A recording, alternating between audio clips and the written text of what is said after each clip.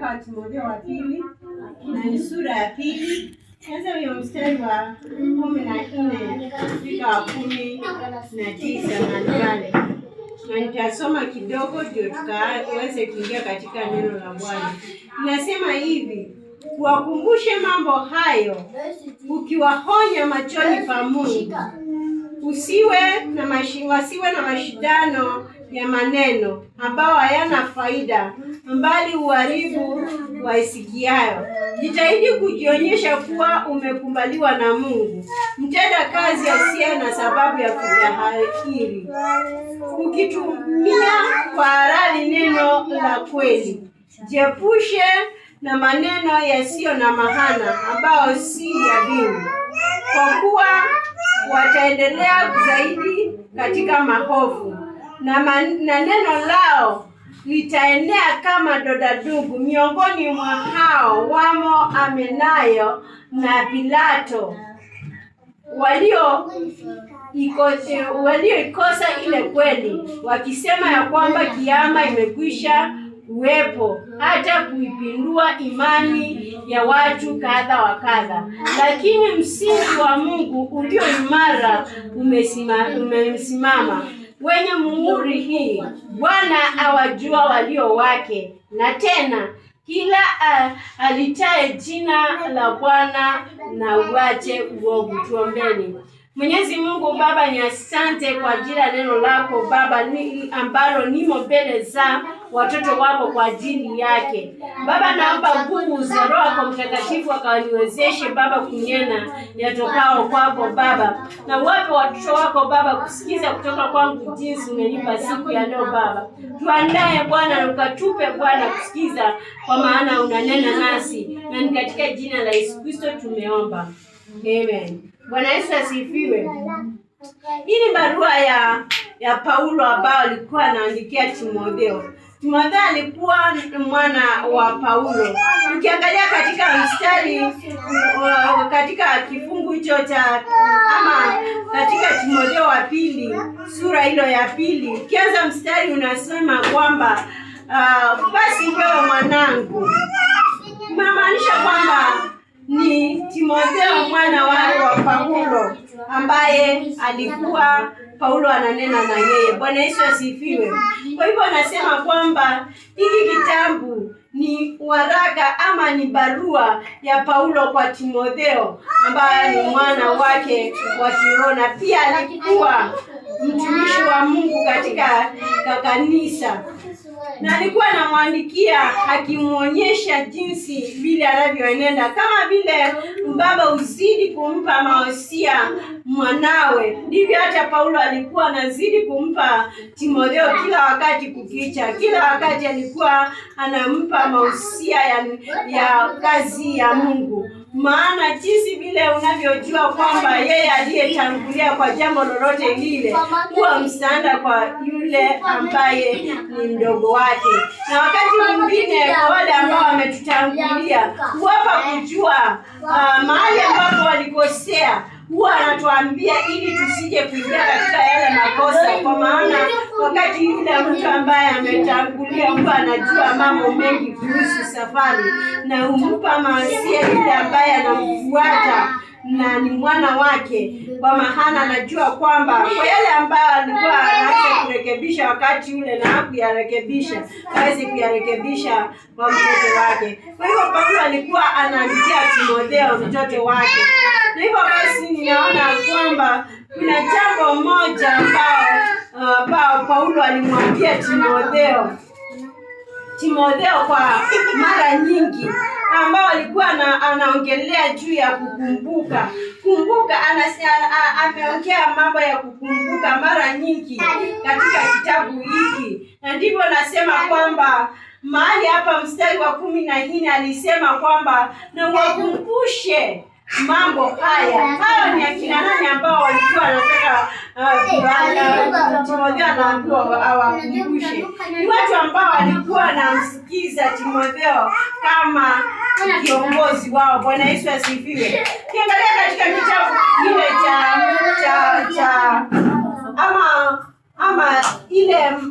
ile mahusia ama ile mashauri na torati ambazo Musa alikuwa anawaambia wana wa Israeli. Unaona mahali ambapo walipewa torati 10 ama torati 10 wakapewa na Musa. Alafu baadaye unaona kitabu kingine kimeandikwa kwamba Kumbukumbu la Torati. Kwa hivyo siku ya leo nasema kwamba ninaongea juu ya kuwakumbusha ama kukumbusha watu. Kila wakati mtu anafaa kukumbushwa, kwa maana mara nyingi watu sahau, na pia kuna maneno ambayo yanafaa kila mara kukumbushwa mara na mara. Na ndipo nasema kwamba Paulo alimwambia Timotheo, na ukumbushe kanisa, kwa maana ili jambo la kukumbushwa ni kama vile tunavyokuja katika nyumba ya Bwana. Kila mara tunataka kusikia ile neno la Bwana. Si kwamba hatujawahi sikia, lakini ni kukumbushwa kila mara ili tukaweze kuwa aware about kila tunachoendelea. Reminding kila wakati, kukumbusha. Si kwamba hatujaambiwa, si kwamba hatujahubiriwa. Tumeshahubiriwa, na hata wakati tulipookoka tuliambiwa hili neno, lakini kuna ile anja ya kukaa kukumbusha. Ndipo Paulo alimwambia kwamba usisahau kuwa unawakumbusha watu, unawakumbusha kanisa lako, unawakumbusha wote ambao unamwambia neno la Bwana. Na ndio nasema kwamba ndio maana tunaona kila mara, kila mahali watumishi wa Mungu wanahubiri neno la Mungu. Si kwamba dunia itaisikia neno la Mungu, lakini kila wakati tunafaa neno la Mungu linafaa kukumbushwa tena na tena watu wa Mungu, kwa maana mara nyingine watu wengine wanasahau, na wakati mwingine kwa kukaa bila kuambiwa neno hili la Mungu, huenda watu wakaweza kurudi katika njia zao za dunia. Bwana Yesu asifiwe. Na ndipo Paulo alimkumbusha Timotheo na akamwambia uwakumbushe. Na hata kumbuka katika kitabu, katika mstari wa 8 sura hiyo ya 2 ya waraka wa 2 wa Timotheo sura ya 2 inasema kwamba na ukumbuke Yesu Kristo. Si kwamba hakuwa anajua, lakini hii jambo la kukumbusha ni jambo ambalo linafaa kuwa kila siku na kila wakati kukumbushwa. Kwa hivyo ni neno ambao linafaa kila wakati kusemwa, kukumbushwa watu na kila mara kusemwa. Maana tunaona mtumishi wa Mungu ambaye ameimba ule wimbo wa kutangaza injili ya Mungu amesema kwamba kuna wengine wanatamani tena kuisikia tena na tena hii neno la Mungu. Kwa hivyo hao watu ambao wanatamani kuambiwa tena na tena neno la Mungu ni wakina nani? Ni sisi ambao tumeokoka, ambao tunatamani kila wakati kulisikia tena hiyo neno. Na kumbuka kunao wengine hawajasikia. Ndio maana hili neno ambao ni la Mungu unafaa kulisema kila mara na kila mara. Bwana Yesu asifiwe. Kwa hivyo nasema kwamba ninaongea juu ya kukumbuka, yani kukumbusha watu neno hili, kukumbusha watu kila wakati tuwe tunawakumbusha na tunakumbusha watu neno hili. Na ndio maana nasema kwamba watumishi wengi wako kila mahali, wengine wako sokoni wanahubiri hii neno, ni ili wakaweze kukumbusha watu, kama vile Timotheo alisitishwa, aliambiwa na Paulo, zidi kuwakumbusha. Kwa hivyo ni neno ambalo hatufai kunyamaza kwa ajili yake, lakini kila wakati tunafaa kumkumbusha. Na hata nimesema kwamba tena na tena kwamba hata Musa alipowapa watu torati aliambiwa na Mungu, tena andika hii torati ukawaambie kumbukumbu la torati.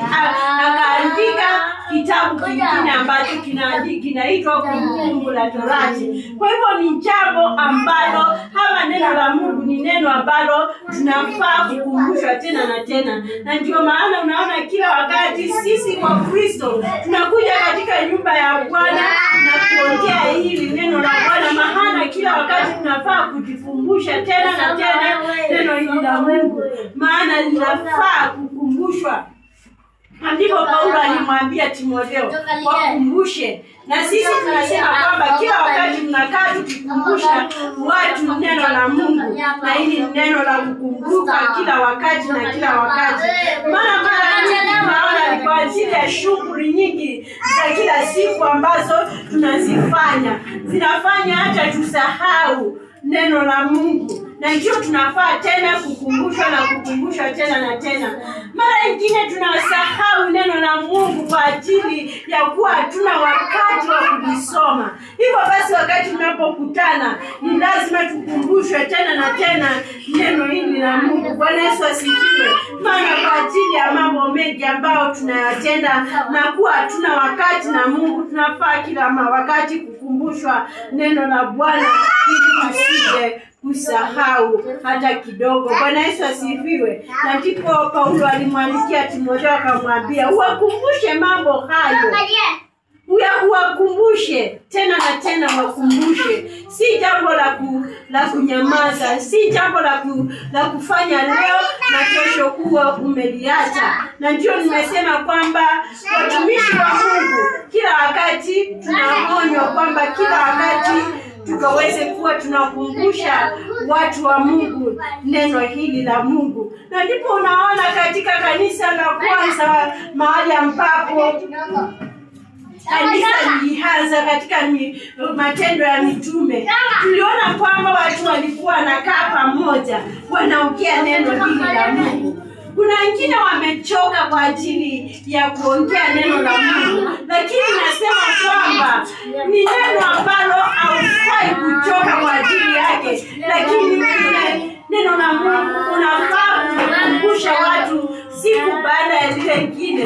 Wengine wamesema kwamba watu wameshasikia neno la Mungu. Ni kweli wameshasikia, lakini kunao maana ya kila wakati kuwakumbusha. Hili neno la kuwakumbusha ama kukumbusha watu neno la Mungu linafata zaidi na zaidi, na ndio Timotheo aliambiwa na Paulo wakumbushe hao watu. Usisahau kwamba wanahitaji tena na tena kuambiwa hili neno la Mungu. Na wengine wanaweza na mwingine anaweza kuja katika nyumba ya Bwana na asikie neno lilihubiriwa jana ama somo ambalo nilisoma walisomesha siku ya jana, ndio tena anasikia siku ya leo tofauti aliongea. Ni kwa nini? Kwa maana ili neno la Mungu si kwamba linaweza kuwa mzee, lakini kila wakati tunakaa tukiwakumbusha watu. Si kwamba jana ikiwa ulisikia leo utakumbushwa. Ndio maana Timotheo aliambiwa na Paulo, keep reminding them of these things. Yani kaa ukiwakumbusha haya mambo, maana ni mambo ambayo wanafaa kila wakati kuwa wanajua. Mara nyingi unaweza kusikia mtu akisema kwamba ikiwa ameokoka hiyo imefika mwisho, lakini mimi nasema kwamba kulingana na neno hili la kukumbusha, hakuna mtu ambaye afai kila siku na kila wakati kukumbushwa neno la Bwana, maana ni neno ambalo linafaa kukumbushwa kila wakati, ili kwanza likaweze kukaa katika akili ya mtu na likaweze kuwa unalifikiria kila wakati, maana ni neno ambalo linafaa kuwa kila wakati katika akili ya binadamu wakati anapofanya kazi ya Mungu. Bwana Yesu asifiwe. Hivyo nasema kwamba nimeongea kuhusu kukaa tukiwa tunakumbuka ama tunawakumbusha watu. Kuhusu nini? Kuhusu hili neno la Mungu. Maana si neno la kusema leo na kesho uone kwamba watu wameshaacha kulisema. Na mimi nashukuru kwamba mara nyingi ninafurahia kuona watumishi wa Mungu jinsi vile wamejikaza. na kusema neno hili la Mungu katika kila mahali ambapo unatembea, kwa maana ni neno la kukumbushwa kila mara na kila mahala. Maana Timotheo aliambiwa na Paulo, keep reminding them about these things. Ukiwakumbusha haya mambo, maana si jambo la kusema leo na kesho na uachane nao, lakini ni jambo la kukaa ukikumbusha watu kwamba wakati, kwa maana unakaa ukiwakumbusha watu kwa ajili ya neno hili, ni kwa maana tuko katika safari ya mbinguni. Safari ya mbinguni si safari rahisi, maana unakutana na mambo magumu, na usipokuwa unakumbushwa haya, hili neno la Mungu, huenda ukazama katika taabu na dhiki za dunia, na wengine wa Kristo wakakwama mahali pale. Tunakaa tukiwakumbusha, maana unaona kwamba wakati unapokaa ukiwa au kumbuki jambo, unasaulika na unarudia hali yako ya kawaida. Kwa wale ambao wameokoka, ni rahisi sana wakikaa mbali na neno la Bwana kurudia matendo na maisha ya dunia. Maana hii safari inahitaji kila wakati kuwa tunakumbushwa kila mara kuhusu neno hili. Bwana Yesu asifiwe. Si safari ambao tunaweza kukaa tukiwa tunakaa hata tukumbuki neno hili. Ndio maana nasema kwamba mtu akiokoka na akae katika nyumba yake, na kwamba changani na Wakristo wale wengine ambao wanajifunza pamoja neno la Bwana, utapata yule mtu amerudi nyuma katika mambo mengi kimawazo, kwamba anaweza kuvutiwa na mambo ya dunia na katika shughuli zake akaweze kurudi nyuma. Kwa maana neno hili la Mungu ndio kuturudisha katika njia za Bwana, na ndio maana nasema kwamba tunafaa kukumbushwa kila mara na tena neno hili la Bwana. Na ndio neno la Bwana linasema kwamba uwakumbushe mambo haya, si mambo ambayo tunanena siku ya leo na tunawacha, lakini kila mara tuwe tunakumbusha watu. Na sisi pia tukiwakumbusha watu, tutazidi kukumbuka jinsi ya vile tunafaa kuishi tukiwa katika ulimwengu huu. Tusiweze kusongwa na mambo na maisha na shughuli za dunia hii, na wakati ambao watu wengi hawana nafasi ya kusikiza na kuwa na wakati na Mungu. Kwa hivyo ndio maana Timotheo aliambiwa na Paulo wakumbushe mambo haya. Kwa hivyo jambo ya siku ya leo ni kuwakumbusha, na pia unapowakumbusha pia nawe utakumbuka neno la Mungu jinsi linavyosema. Na unakumbuka ukiwa wapi? Wakati mara nyingi tukiwa katika nyumba ya Bwana, tutaweza kusemezana neno la Bwana, na katika kusemezana hili neno la Bwana tutaweza kukumbuka tena na tena neno la Mungu. Na ndio nasema kwamba hata ukizidi kuwakumbusha ama kuwakumbusha neno la Bwana, pia kuna wengine ambao hawajasikia neno la Bwana. Katika hali ile ya kuwakumbusha wale ambao wanajua neno la Bwana, wengine ambao hawajasikia neno la Bwana wataweza kusikia neno la Bwana na kuweza kumjua Mungu. Bwana Yesu asifiwe. Kwa hivyo ni jambo ama ni neno la kukumbuka.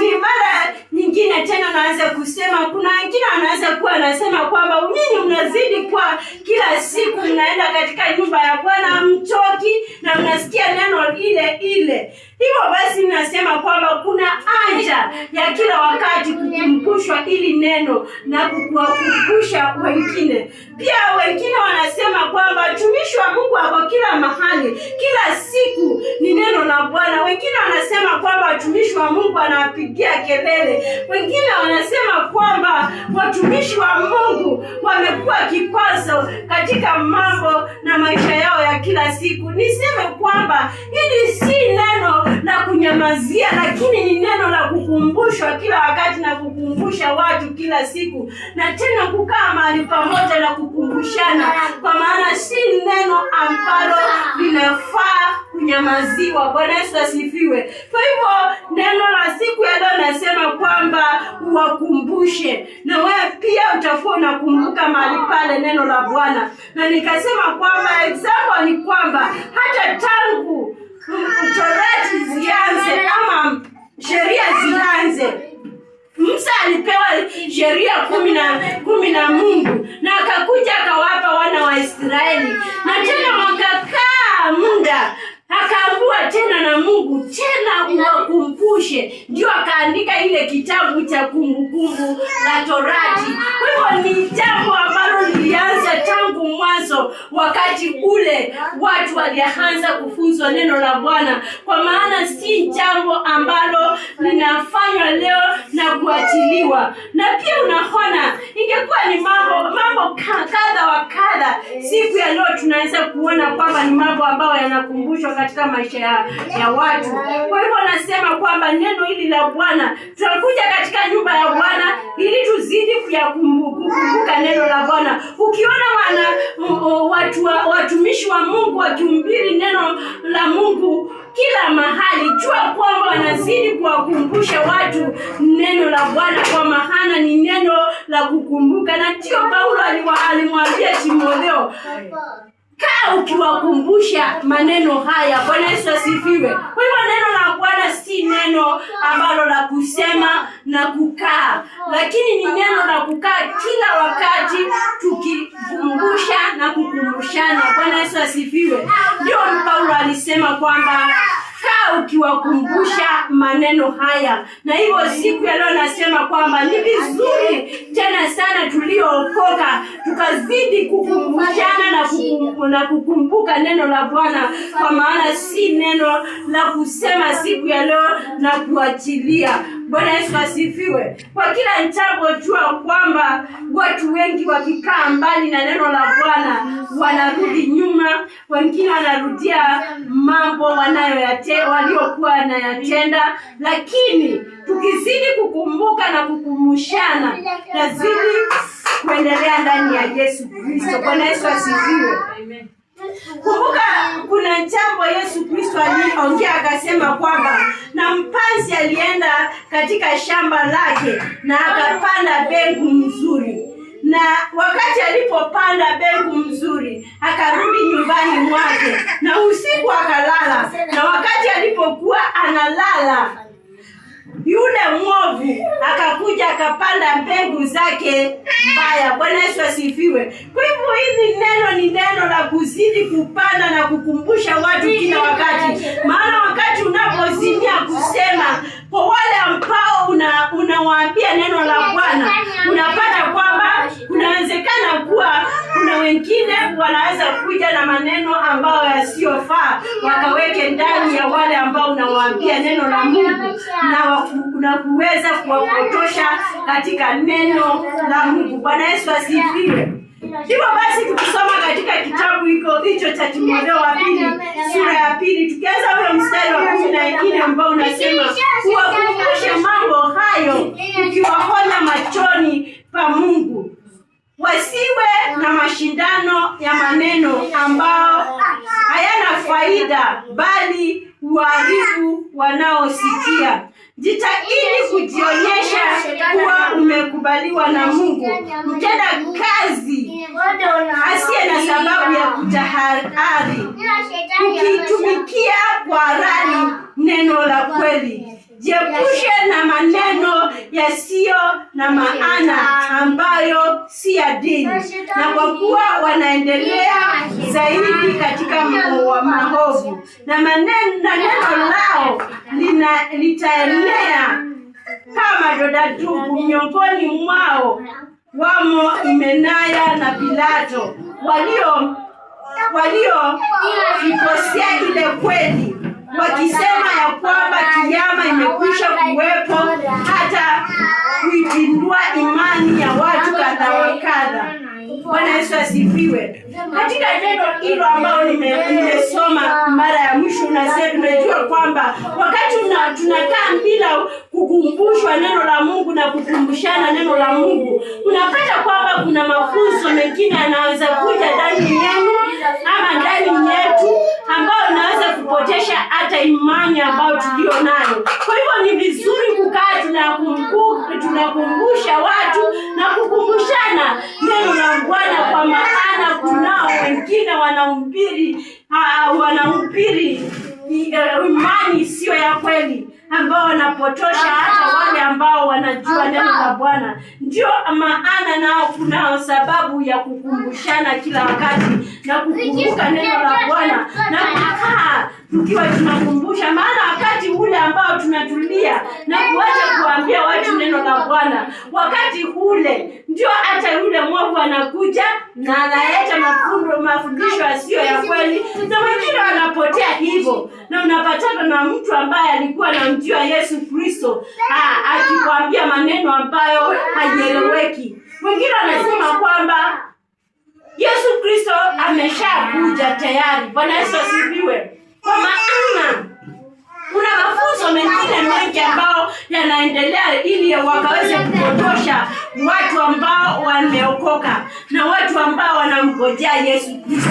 Na wengine katika hali hiyo, ukikosa kuwakumbusha na ukikosa kuwakumbusha kila mara, wataweza kuingia katika mafundisho yasiyo ya kweli. Kwa hivyo ina maana hivyo, na Timotheo alikuwa anakumbushwa na Paulo anawaambia, kaa ukiwakumbusha hao watu maneno haya, usinyamaze, usikae tu kwamba wao wanajua Yesu na wanamngojea Yesu Kristo anarudi tena, lakini njua kwamba kuna mafundisho ambayo si ya kweli yanaendelea na inaweza kuwapotesha hao watu. Kwa hivyo kaa ukiwakumbusha. Kwa hivyo ndio nasema kwamba ni vizuri tena sana, na nawashukuru watumishi ambao wanakaa kila mara wakiongea neno la Bwana kila mara, na ni vizuri tena sana Wakristo ambao wanaenda katika neno la Mungu katika kanisa, ili wakakae wakikumbuka neno hili la Mungu, kwa maana kuna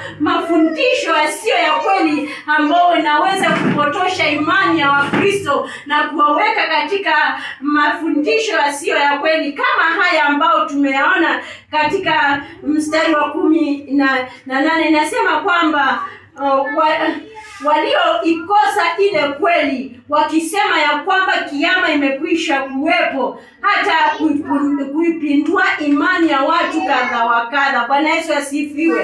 Hivyo basi hiyo ndio maana yetu sisi ambao tunakaa tukiwakumbusha watu neno la Bwana na tukizidi kuongea neno la Bwana bila kuchoka, ili tukazidi kuwakumbusha watu kwamba Yesu Kristo alikuja, akafa, akafufuka na yu mbinguni na atarudi tena kutuchukua. Bwana Yesu asifiwe. Na hiyo ndio neno la kweli, na wale ambao tunawakumbusha ni Wakristo wakae macho hasa wakati huu, maana tusipowakumbusha na tusipokaa tukikumbushana Wakristo sisi na sisi, tutapata kwamba tumeshachukuliwa na mafundisho haya yasiyo ya kweli na kuondoka katika imani ambayo tuko ndani yake. Bwana Yesu asifiwe. Na imani ambayo tuko ndani yake ni kwamba Yesu Kristo alikufa, akafa msalabani na akafufuka na akafaa mbinguni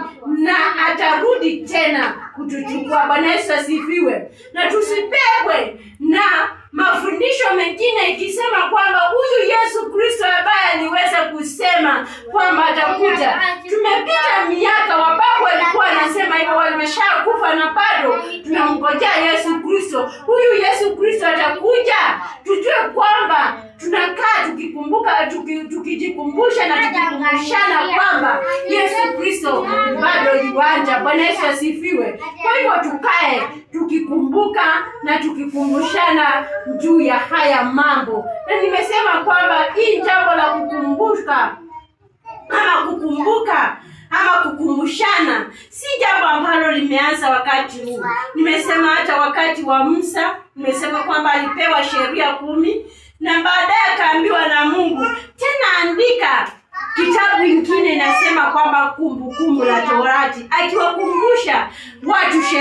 za Mungu, kwa maana ni jambo la kukaa tukikumbuka. Na Paulo akamwambia Timotheo, uwakumbushe mambo haya. Na ndipo nasema kwamba ni vizuri Wakristo kuingia katika nyumba ya Bwana na kuzidi kukumbuka neno hili. Na mtumishi wa Mungu akaimba wimbo akasema kwamba wale ambao wamesikia neno la Bwana tena wanataka tena kuambiwa tena. Bwana Yesu asifiwe. Si jambo ambalo tunasema na kuachilia.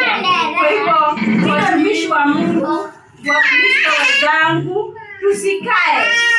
tukae tukikumbuka na tukikumbushana, kwa maana neno la Mungu ni la kukaa tukikumbuka na kukumbushana.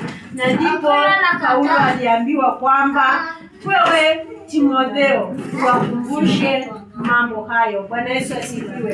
Hivyo basi nasema kwamba nilikuwa nasema kwamba siku ya leo tukae tukikumbusha watu na tukae tukikumbushana neno hili la Mungu, maana kuna mambo mengi ambayo anaweza kufanya tukaweze kuwa tukikumbuka na kukumbushana, kwa maana ni jambo ambalo tunafaa kukumbuka na kukumbushana kila mara na kila wakati, kwa maana katika safari hii tunafaa kuwa tukikumbuka na tukikumbushana, kwa maana watu wengi wanasahau kwa ajili ya shughuli nyingi ambazo wako nazo, na pia kwa kukosa kuwa na wakati na Mungu wanasahau, na mara nyingi kuna mafunzo mengine ambayo inapotosha watu. Kwa hivyo tukae tukiwakumbusha watumishi wa Mungu na Wakristo, tukae tukikumbushana. Kwa hivyo neno langu la siku ya leo nilikuwa nasema kwamba tukae tukikumbushana, na pia watumishi wa Mungu tukae tukiwakumbusha watu maneno haya, kwa maana katika shughuli nyingi ambazo za dunia zimewafanya watu wasahau, na pia kakuwa wana wakati na Mungu wanasahau, na kuwa kuna mafundisho mengi ambayo yameshakuwa katika ulimwengu imefanya watu wakaweze kupotoka katika imani. Kwa hivyo kuna haja ya kuwakumbusha watu. Hivyo Mungu awabariki kanisa na azidi kuwafungulia na kuwafunulia mambo mengi kuhusu neno hili la Mungu la kuwakumbusha, na Mungu akatupe kuwa tunawakumbusha watu na Wakristo tukikumbushana sisi kwa sisi. Tuombeni. Mwenyezi Mungu Baba, ni asante kwa ajili ya neno lako Baba. Tumelisikia Baba. Tunaomba Roho yako Mtakatifu akazidi kutupa ufunuo mpya kila siku kwa ajili ya kujua neno lako zaidi na zaidi. Na ni katika jina la Yesu Kristo tumeomba. Amen.